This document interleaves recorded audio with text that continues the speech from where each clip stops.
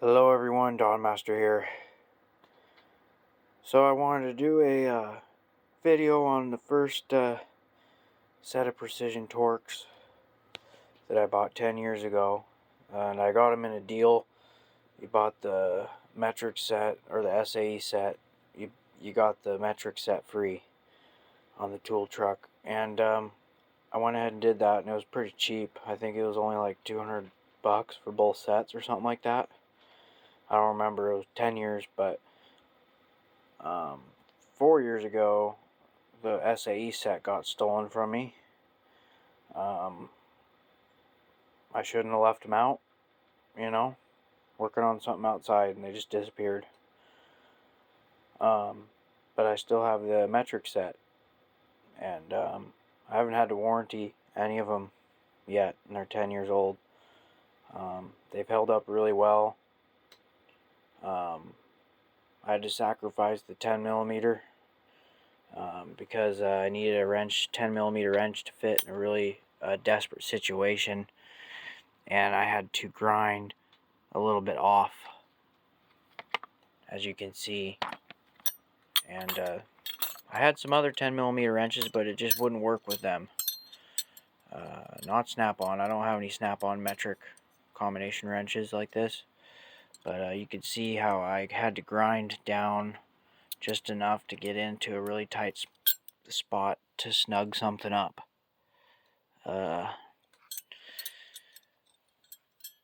Still hold up really good.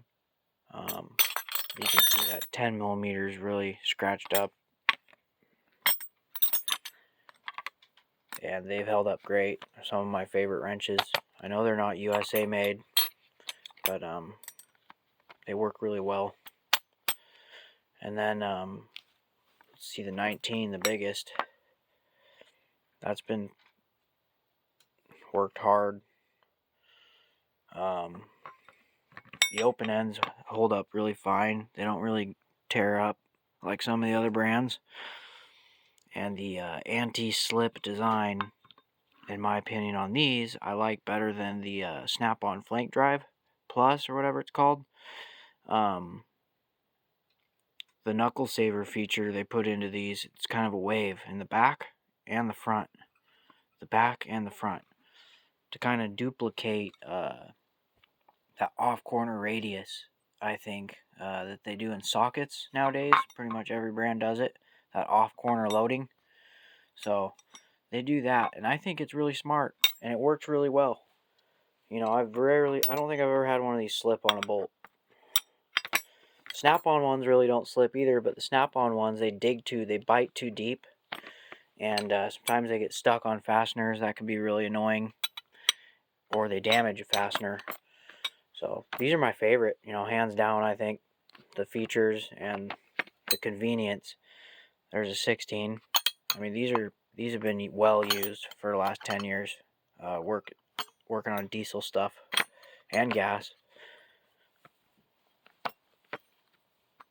There's the 15. That one's a little bit more worn than the 19. But man, they're good wrenches. 15 is probably pretty worn. Or 14, I mean.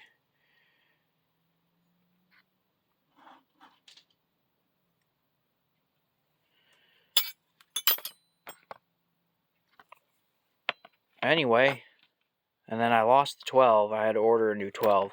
And then I found the 12 a couple years later. So the older one is actually in my box. I put the new one in the set because I got it first. Or an 11. But yeah, they're great wrenches. I have nothing bad to say about them. The one thing that I really liked is the case, how it folds up. They're really strong, the way they hold up. This one's got a little wobble to it, but it's never broke or anything, and it holds the wrenches really, really well. And you can just grab it like this and pick it up and go to work. So I think that they're great wrenches. Some of my favorite. I like how you can fold it up and just take it out to a vehicle really easily. If you drop it, they're not all over the place. Good for service calls, you know. I love them. And they're great. So anyway, so that's what I wanted to do. I got a set of Mac angle wrenches, really old ones, for doing lines and stuff. I do have Snap-on set too, and metric and SAE, but I got a good deal on the Mac ones. But it just doesn't go up that large. There's only, I don't know, like 8 wrenches. So I want to eventually build it big, because Mac offers that setup to 1.5 inch, I think. So anyway, thanks for watching. Please like, comment, share, subscribe. Let me know what you think. If you've owned these, how long you've owned them, what you think. And thanks for watching.